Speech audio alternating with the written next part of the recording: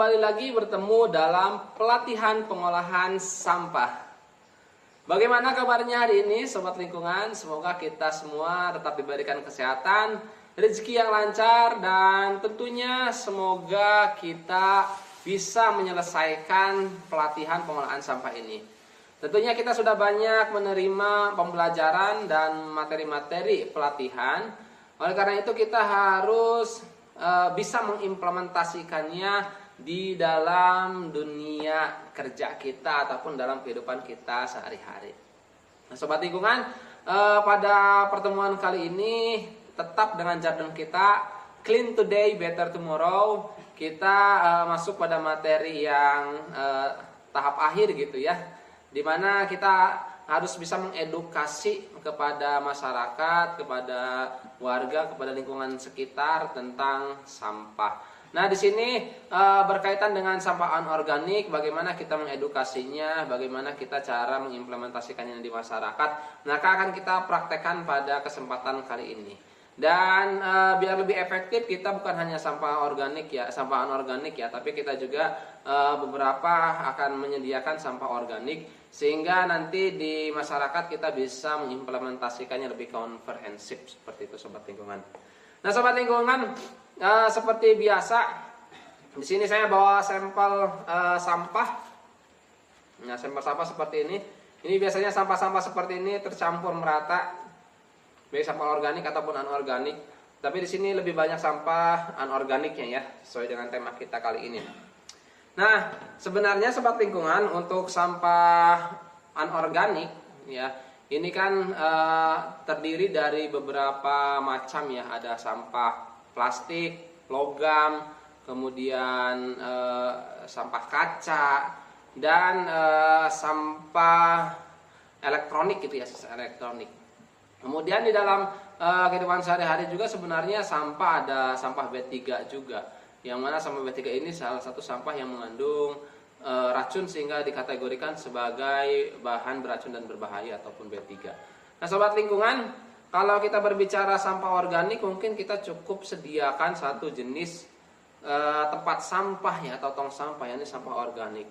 Tetapi untuk jenis sampah anorganik, kita mengedukasi itu biar lebih komprehensifnya kita bedakan juga. Sebenarnya ada 5 jenis tong sampah yang harus kita sediakan ya, ketika kita semua berada di lingkungan gitu, di lingkungan dimana untuk sampah-sampah di lingkungan itu kalau bentuknya seperti ini akan mempersulit proses daur ulang nantinya. Nah, oleh karena itu kalau 5 terlalu banyak ya, tapi untuk untuk pembelajaran, sebagai proses pembelajaran serta edukasi, 5 jenis tong sampah ataupun tempat sampah ini akan mempermudah proses pengolahan sampah berikutnya. Nah, apa saja nanti akan kita beri label ya. Untuk jenis sampahnya itu yang pertama adalah sampah organik, jelas, anorganik juga jelas, kemudian B3, residu, dan kertas. Nah, di sini akan coba saya berikan label ya. Nah, katakan kalau di sini adalah untuk sampah organik, nah, tempel di sini lah. Ini untuk sampah organik.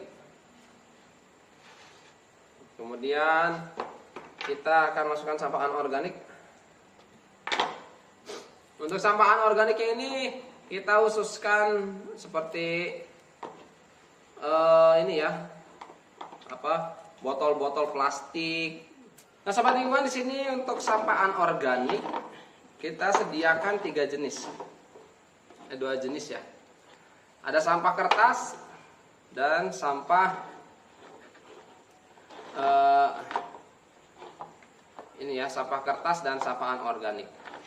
Kemudian untuk sampah organiknya 1. Nah, ini merupakan edukasi terkait tentang pengolahan sampah. Tadi memang kita berpusat pada sampah anorganik, tetapi di sini kita harus sekalian gitu. Nah, kita akan pisahkan aja.